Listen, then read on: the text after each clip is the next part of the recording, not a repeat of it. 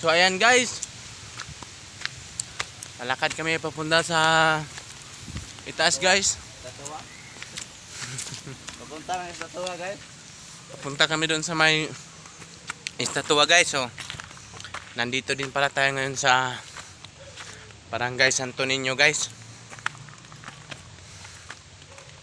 May magandang tanawin daw dito sa Tuktok na bundok. tuktok ng bundok na ito guys, kaya Tuktok na manok. pinupuntahan namin guys.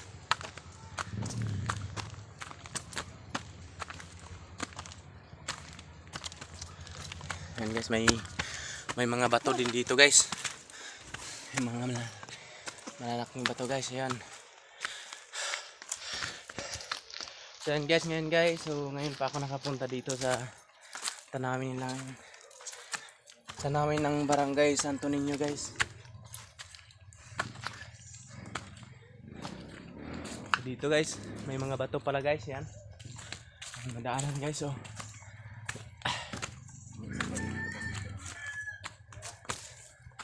So ito guys, ito palang daanan guys. Yan guys, dito ang dadaan papunta doon sa may estatua guys. At saka yan po ang gate nila guys. Yan guys, yan po ang dadaanan natin guys. So, papunta tayo doon sa pinakataas guys. Doon daw yung sinasabi nilang may bulto guys. Papuntahan natin guys. Kami diri mo ni aprehe. So ngayon guys, asa nang tubig na bulto dito ah? Dito na tayo sa pinakataas guys, sa tuktok. Love you guys. Dito guys. Wow. Dito guys, dito na tayo sa pinakatuktok guys. Yan po ang ribulto na nakakita natin dito sa likuran ko guys, na nakadungaw sa Barangay Santo Niño guys. Ayan po guys. Ayan po ang Barangay Santo Niño guys, na makikita natin guys yung mga kabahayan guys. Ayan guys. So dito po banda ang estatwa guys. Ayan, nakikita nyo guys.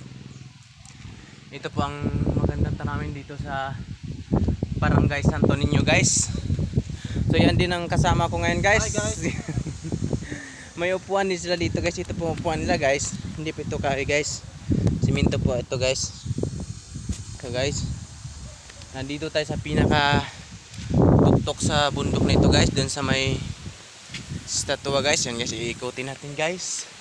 Yan po ang bandang likuran niya guys. Ang makikita natin dito sa likuran guys, yan po ang mga punong kahoy guys. So hindi natin makikita doon sa ilalim guys. So dito naman guys, ayun ang mga kabahayan ng Barangay Santo Niño guys. Ayan guys, makikita nyo guys. Ayan. Yan po ang paaralan nila guys. Ito po ang barangay hall o gym. Yan, makikita nyo guys. Ayan guys, so may upuan sila dito guys. May upuan din sila dito sa kabila guys. Ito sa may mga bulaklak guys. Yan.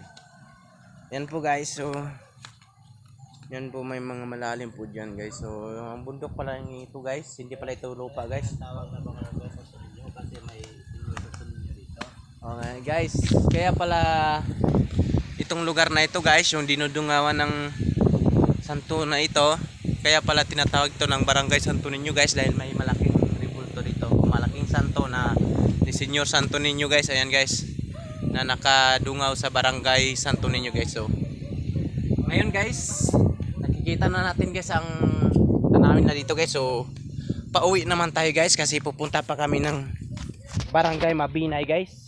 Pupunta naman kami ng Barangay Kampanunan doon sa Mabinay, Lungsod Mabinay guys. So dadaan naman tayo sa ating dinadaanan guys, na medyo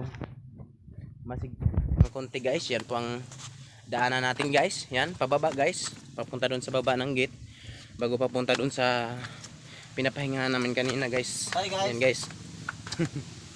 Yan po ang makikita natin guys. So ito pong lugar na ito guys, mula sa pagkabata ko guys, ngayon pa ako nakapunta dito guys. Sa Barangay Santo Niño guys. So mayroon silang mga magandang tanawin na ginagawa nila doon sa itaas guys. Sana ko ibada mon Liguan. So guys, titingnan natin dito guys, may pulot daw guys. Pulot. Asa? Ito. Oo, lagi dayo. Wala kayo ano. Wala may tang. Ano ba yung tangkil? Wala man ba? Ano? So yan po guys, makikita natin guys, may nakatira din pala dito na pulot guys. Yan sa kuibang yan guys. Ito dito di pa ingon, ilalong. So yan guys, nakikita na po natin ng kanilang magandang tanawin guys. So hanggang dito na lang po ang video ito guys. Abangan nyo naman ang susunod nating video doon sa